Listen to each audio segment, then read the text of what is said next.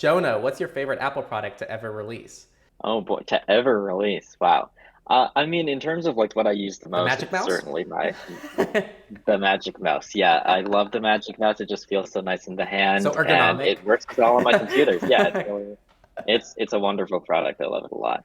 No, I would say like the MacBook Pro, Apple Silicon has really like changed the way I even use computers in general, which is kind of crazy and it's annoying to me because I kind of want to switch back to Linux as a main computer. I still just use cubes on my ThinkPad, but kind of as a secondary device. And switching would be nice, but there isn't a lot of hardware that competes right now, and I'm really hopeful that that'll change in the next year or two with other ARM processors coming out that'll maybe make the Linux experience better on other devices. But in terms of like just what I like the most, I would have to say the Apple Watch is probably my favorite product. And it's really convenient to like have it and well, first of all, I just like keeping track of steps and stuff. So that's one thing. But also to have it for notifications and just turn off all notifications except for like instant messages is really nice. And I know that I've told Henry about like this workflow that I have, and I don't know if you still do it because you got an Apple Watch, but to basically like have the option to leave your phone behind.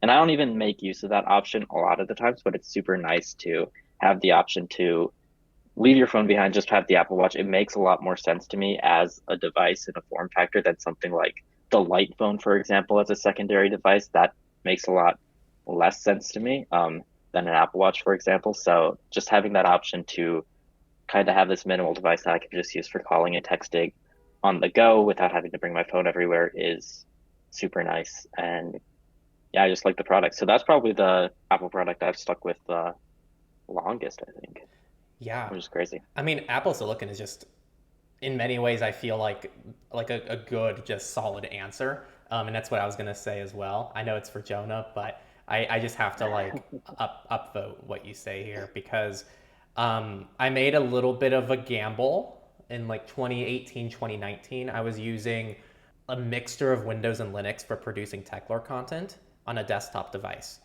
And then I was tired of having to have a laptop and a desktop because I also, one of them, pretty much I had a work laptop, a personal laptop, and then kind of a desktop that was both personal and work. But it was just really hard to navigate because you have to update the operating systems for everything. You have to somehow sync video files between everything. I didn't have the NAS back then, and I think if I had a NAS, it would have made things a lot easier, to be honest. Because then I could just keep all the data in one place, and I don't have to worry about transferring data all the time.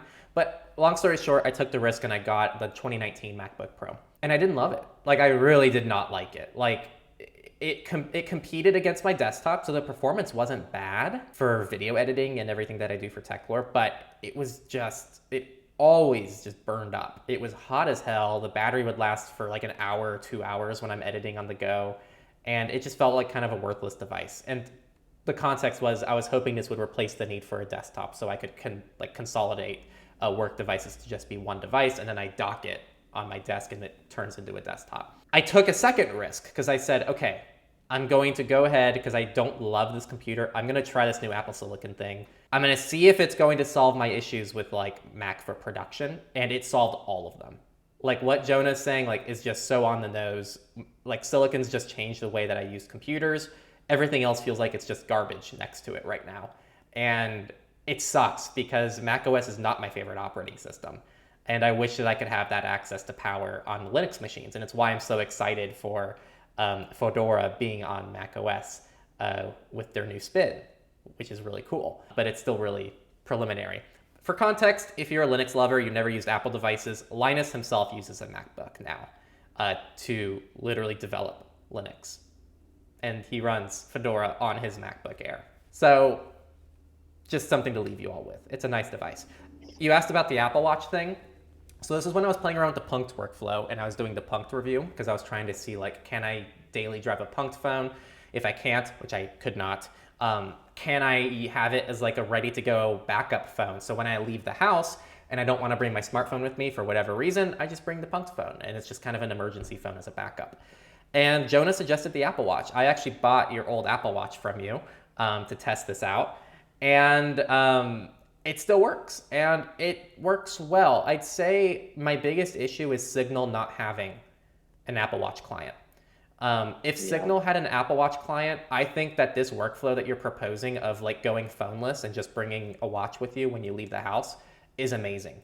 Because I tried this whole workflow where I set up like my card numbers on the Apple Watch, I set up a cell plan, I set up Signal, and I just left the house. And I was like, okay, what can this thing do? And it actually does a lot. And I will say the one best thing about the Apple Watch, and it's something that I actually use for navigation now, the Apple Watch is the best way to navigate when you're driving on like road trips and stuff. And like nothing will convince me otherwise. I hate navigation voices because they interrupt me when I'm talking to people or when someone's talking to me. They interrupt my music. And also, I like knowing what's happening, not at like the predetermined voice alerts, if you know what I mean.